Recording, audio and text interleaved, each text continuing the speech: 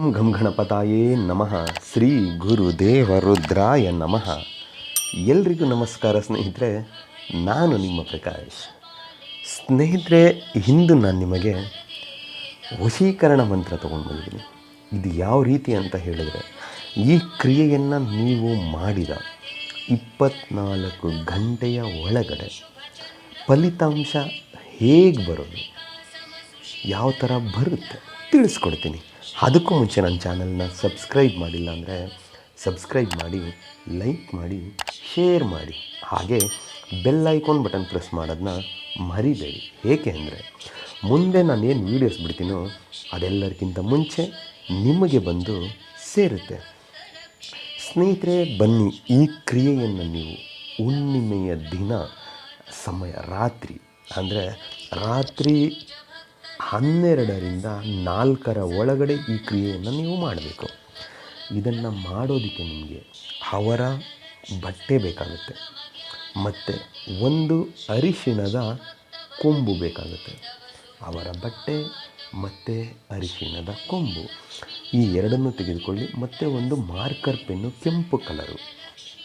ಅವರದ್ದು ಏನು ಬಟ್ಟೆ ಇದೆಯೋ ಆ ಬಟ್ಟೆಯ ಮೇಲೆ ಅವರ ಹೆಸರನ್ನು ಬರೆದು ಪ್ಲಸ್ ಚಿಹ್ನೆ ಹಾಕಿ ನಿಮ್ಮ ಹೆಸರನ್ನು ಬರೆಯಿರಿ. ಬರೆದು ಆದ ಮೇಲೆ ಆ ಬಟ್ಟೆಗೆ ಅರಿಶಿಣದ ಕೊಂಬನ್ನು ಕಟ್ಟಿ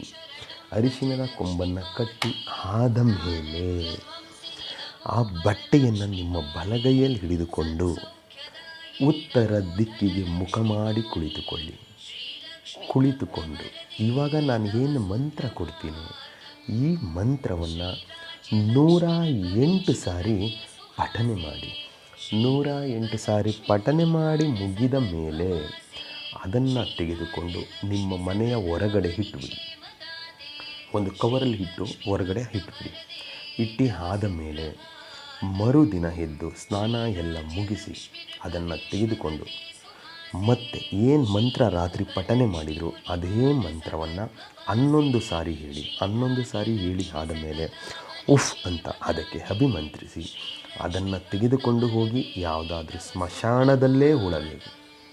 ಸ್ಮಶಾನದಲ್ಲಿ ಮಣ್ಣಿನಲ್ಲಿ ಹೂತಿ ನೀವು ಬಂದಿದ್ದೆ ಆದಲ್ಲಿ ಆ ಕ್ರಿಯೆ ಮಾಡಿದ 24 ಗಂಟೆಯಲ್ಲಿ ನಿಮಗೆ ಅವರ ಕಡೆಯಿಂದ ರಿಸಲ್ಟ್ ಸಿಗುತ್ತೆ. ಯಾವ ರೀತಿ ಆದರೂ ಆಗ್ಬೋದು, ಫೋನ್ ಮುಖಾಂತರ ಆಗ್ಬೋದು, ಮೆಸೇಜ್ ಮುಖಾಂತರ ಆಗ್ಬೋದು, ಹೇಗಾದರೂ ಸರಿ ನಿಮಗೆ ಒಂದು ರೆಸ್ಪಾನ್ಸ್ ಸಿಗುತ್ತೆ. ಒಂದು ಸಾರಿ ನಿಮಗೆ ಬಂತು ಅಂದ್ಕೊಳ್ಳಿ, ಅವರು ನಿಮಗೆ ಸಂಪೂರ್ಣವಾಗಿ ವಶೀಭೂತರಾಗಿದ್ದಾರೆ ಅಂತ ಅರ್ಥ. ಆಮೇಲೆ ನೀವೇನು ಹೇಳಿದ್ರು ಅವರು ಕೇಳ್ತಾರೆ. ಅದಕ್ಕೆ ಮಂತ್ರ ಹೀಗಿದೆ: ಓಂ ರೀಂ ಶ್ರೀಂ ಹಮ್ಮುಖಿ ಆಕರ್ಷಣ ಕುರು ಸ್ವಾಹ. ಮಂತ್ರ ಇನ್ನೊಮ್ಮೆ ಹೇಳ್ತೀನಿ ನೋಡಿ ಸ್ನೇಹಿತರೆ.